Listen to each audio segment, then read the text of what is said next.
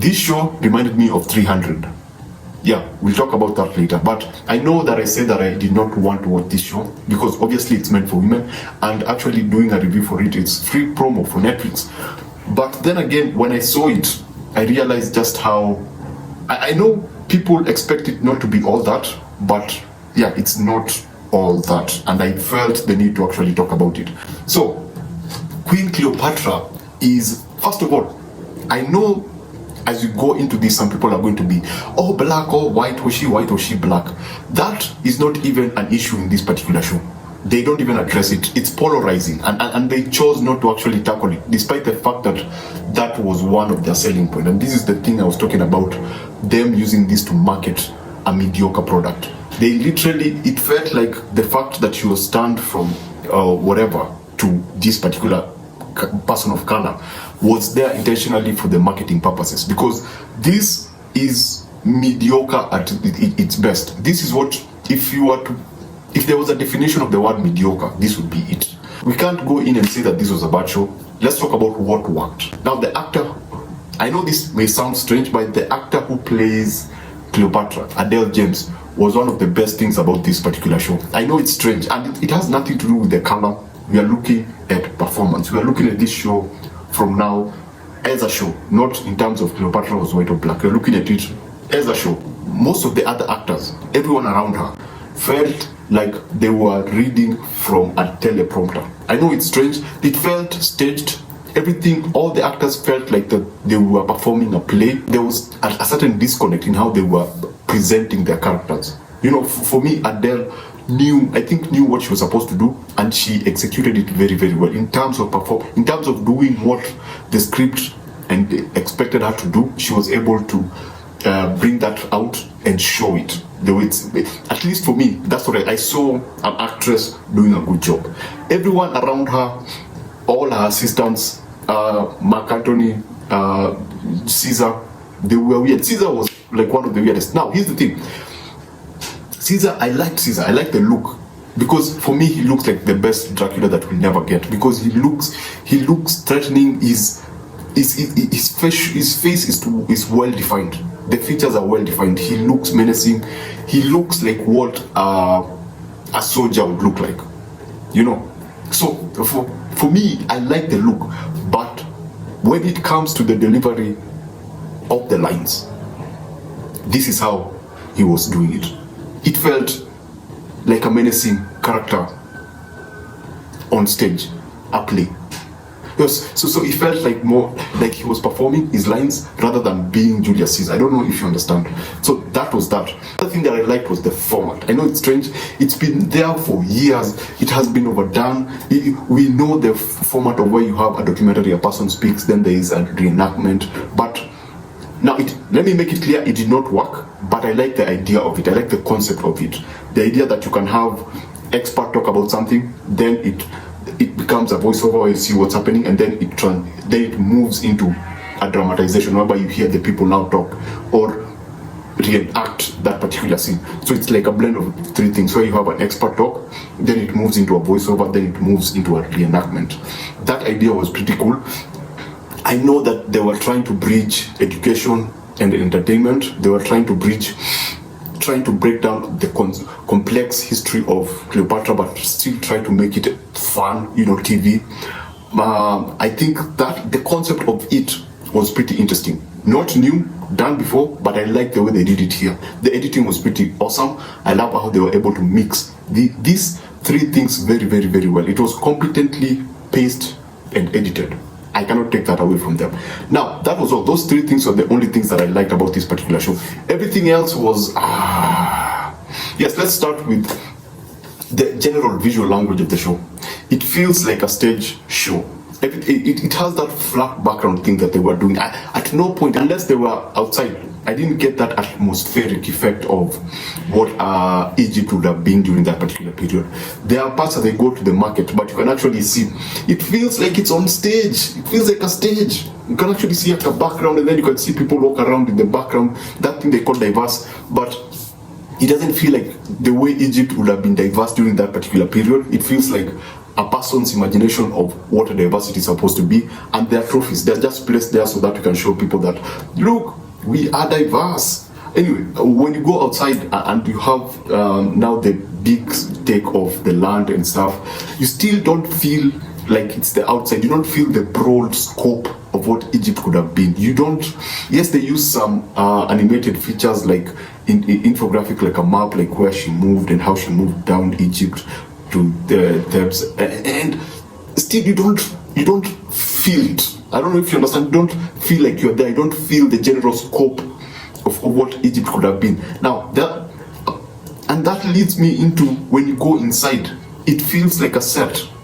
Everything, you feel the set design, you see the set design. You know, set design is supposed to put you inside the story. Set design is supposed to set design is supposed to make the character and make the environment within the character, to make the character feel believable, to make that particular time feel believable, to make everything feel believable. But in this particular show, it doesn't feel believable. It feels, as I keep saying this, but you'll also see it, it feels like a stage.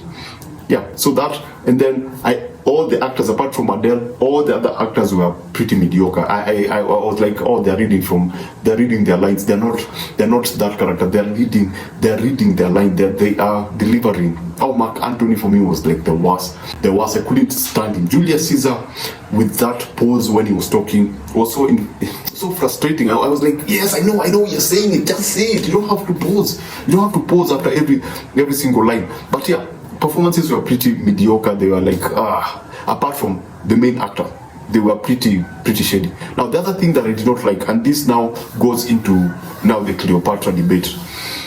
These people, you know what they did? And this is where now 300 comes in. Saying that Cleopatra is the person that we saw, the reenactments, portraying that, and I have nothing against the actress. Let me make that clear. She did a fantastic job. Saying that depiction of Cleopatra was accurate or was close to the Cleopatra that is supposed to be is equivalent to saying that Leonidas, Gerard Butler, as Leonidas in 300 was an accurate depiction of what that particular 300 event happened during that particular time. So if there's an element of fiction, because Frank Miller took 300 and took the story and created something out of that. It was not accurate. He created a comic book based on those events, so everything was fictional. And then Zack Snyder took that and created a movie about that time. You know? So, as much as it's based on a true event, it wasn't true. There were a lot of inaccuracies in terms of what actually happened to the 300 people. There was inaccuracies in terms of Leonidas. There were other things that were inaccurate about the story in general, but it was a work of fiction. So what they did here is the same thing. You feel that despite the fact that they have these talking heads who are supposed to be experts and talk about Cleopatra in a very informative way, you can see a lot of loopholes in how everything is dramatized. You get? Yes, these people may be giving us accurate information, but these other people who are showing what was happening, there is just that polarizing feel that this is not what these people are talking about. This is meant to glorify this person. This is designed to glorify this person. Yet these people who are supposed to be expert are talking about it in a different way. The other thing is that they made Cleopatra, this particular show, for women. They're celebrating women. But now the mistake that they did is that they took a female figure, historical figure, and used her to tell and try to sell a certain message about women in today's modern world. Now, is that wrong? There's nothing wrong with that. It's actually really cool. I would love to see that. But the most important thing should have been they should have made this a movie. You know, they should have made it. They should have removed the dog part out of this and call it a drama, because it feels if you were to remove the talking head, the experts, it would feel more like a soap opera. It would feel like one of those Mexican soap operas with the drama, with the politics, with just the dynamics of dealing with a lot of people and trying to balance family and who you are in terms of power and leadership. That they had with the drama. But now when you add the experts, now you create a different dynamics that totally complicates everything, because now you can't really tell what is accurate. It feels like there's a split between what these experts are saying and what is being dramatized. I can see two different things. One is extremely fictional. One, there's a bit of facts in there. So now it creates this really complicated product that, if put out there, it's going to cause more confusion than actually be informative. And that's the danger of having a product like this, because now with this, history becomes foggy, because now for some people, especially the people who will grow up watching this, they'll have their own perception based on what they've seen versus what is. And that will bring a lot of challenges. It's like I talked about it in this particular video, the Santa lie. The lie that this is supposed to be this way, and then when you grow up, you discover that it was a lie. When you learn more, you discover that it was a lie. So they've created something that I would call it based like 300. They should have called it based on true events. It has nothing is accurate about Cleopatra, or there is some few factual elements about the events that happened within that period about Cleopatra, but it's not historically accurate. And you can see the inaccuracies when you go into the show. Would I advise you to watch this show? If you are looking for historic accuracy, go online, read on it. Don't watch anything actually, just read on it. Visit Egypt, go to the museums, try to see an accurate depiction of who Cleopatra was. I think that's better off. If you have a daughter, just before you show her, take her to the internet, show her exactly all the documents, all the writing. Try to expose her to as many experts as possible so that they can get a clear understanding of who Cleopatra was. Because this is 70% fiction, 30% facts. Is it something? If I was to give this out of 5, I would give it 0.7 out of 5. 0.7 because of Adele's performance. The visuals are mediocre. They're below average. I mean, it's a Netflix show. It feels like a show. This shelf life will be based on the controversy rather than the quality of what they created. And the experts, let's talk about the experts. As I finish this video, let's talk about the experts. I think the experts for me were more polarizing than any other thing. You know, when you watch something and you're suspicious because the things that these people are saying were like, they were trying to sugarcoat some events that Cleopatra went through. They were trying to make her look good, and most of them are women, of course, so they're trying to sugarcoat everything. They're not trying to give us an accurate depiction. You know, they're not trying to say what we already know. They every now and then try to shy away from the controversial events. They try to sugarcoat the controversial events so that this icon, this female icon, can be seen in a different light, which is in a more positive, more glorious light. And you know, people are not perfect. People have their issues, but the way they handle their issues here, I wasn't for it. If you think Netflix, you think diversity, you think female, you think gender equality, yeah, you think about that, right? And then you put it on a show about a particular period of time when we know clearly that women were treated a certain way. So you find this weird blend of lies in terms of just what they're trying to protect. It's clearly Netflix saying we need this to appeal to everyone. Yes, but history says this. No, we don't care about history. We only care about pleasing everyone, pleasing our subscribers. You get?